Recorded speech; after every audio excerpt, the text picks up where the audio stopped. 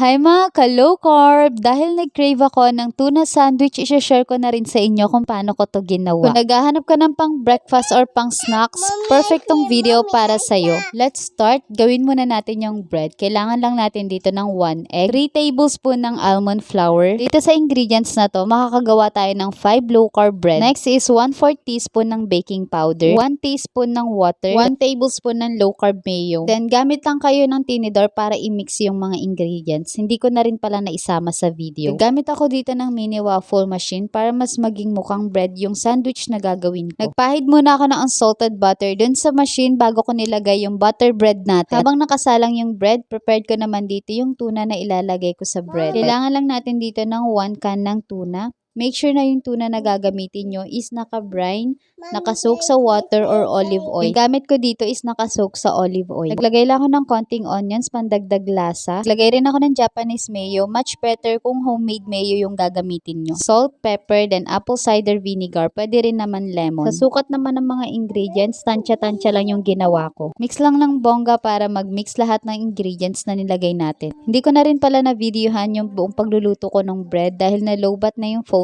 ko.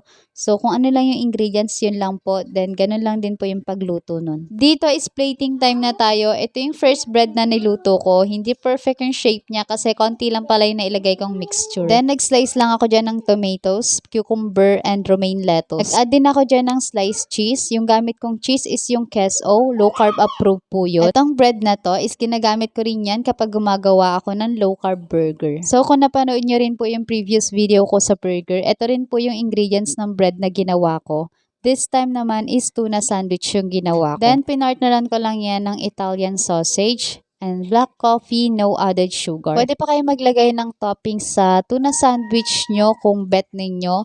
Kung gusto nyo maglagay ng egg, why not, diba? So, add lang kayo kung anong toppings ang gusto nyo. Then, dito is for my husband naman. Kita nyo yung dalawang bread. Ayan, perfect na yung shape niya. Yung first bread lang naman yung kinulang. So, nasabi ko kanina na 5 pieces yung pwede mong magawa dito sa bread.